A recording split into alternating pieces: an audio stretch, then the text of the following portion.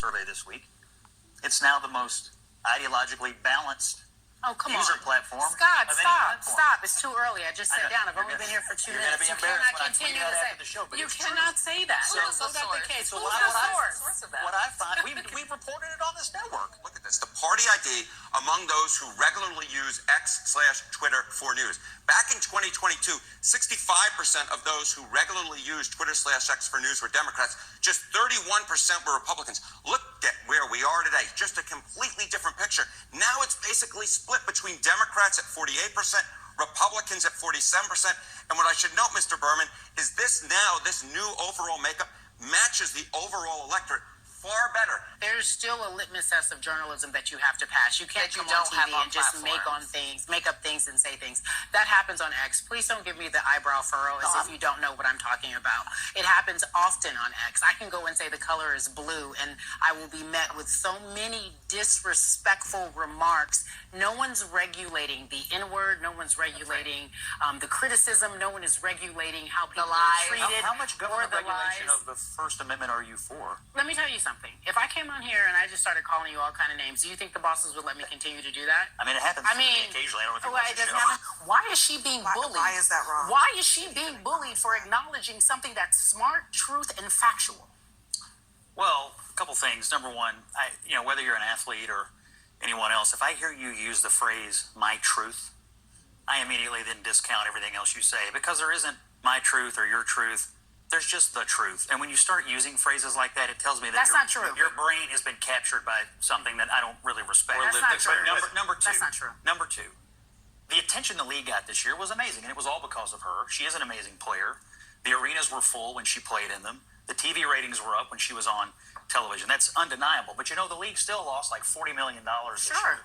And it's never made money. And to me, when you're talking about respecting people who built something. What did they build? A league that loses money every year? She has the capacity. What do you mean? What did they build? What do you mean? What did they build? What kind of a business did they build? The reason why it's still up and still running, whether it's losing money or not, is because of these black women who are in this. And so, no, Scott, stop it. You stop it now. It's not. I was in Dickie's arena. Who pays for it? I was in Dickie's arena.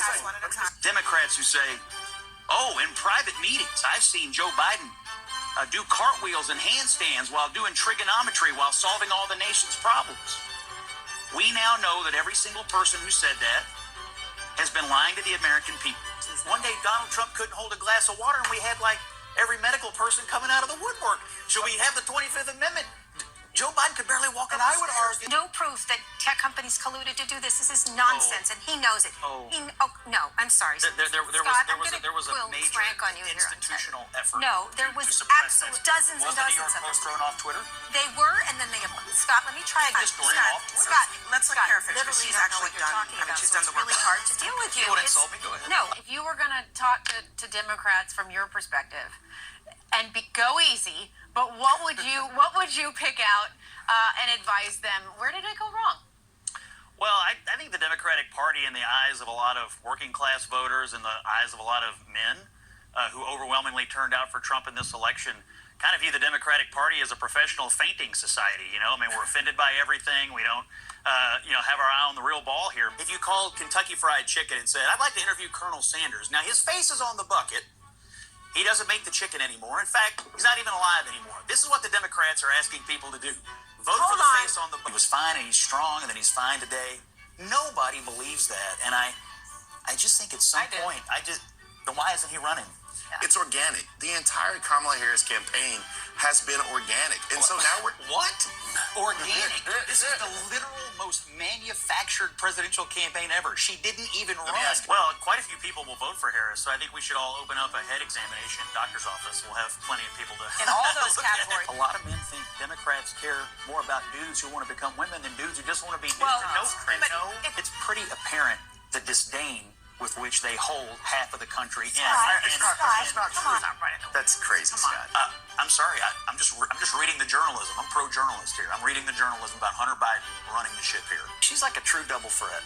She's terrible on her feet when she gets unexpected questions, and simultaneously, she can't even answer the expected question. We need to get back to talking about Donald Trump and his performance and all the issues that are at stake and the contrast. This has been. I agree. You guys are having a great How can we time. stop talking about it? It's only the commander-in-chief of the United States we're talking about. He's not just a candidate. Which is why we need to be talking about Donald Trump and all the things that he's done and how he wants to be a dictator and how he wants to make thinks Roe versus Wade is the greatest thing that he ever did. How he wants to give your billionaire tax friends a tax cut and thinks January 6th was a great thing. You give me too much credit. I wish I had some billionaire friends.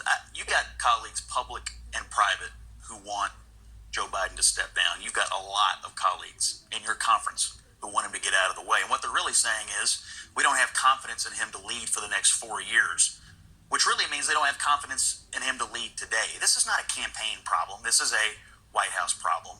There are real questions about whether he's acting independently. He said, by the way, in his interview with Stephanopoulos the other night, he wanted to do three things: restore decency. Now he's got Hunter Biden running the White House senior staff meetings. He said he wanted to do something for the middle class. Bro, Hunter Biden's not running the That's crazy, Come on. Scott. I'm sorry. I'm just reading the journalism. I'm pro-journalist here. I'm reading the journalism about Hunter Biden running the ship here. He said he wanted to help the middle class.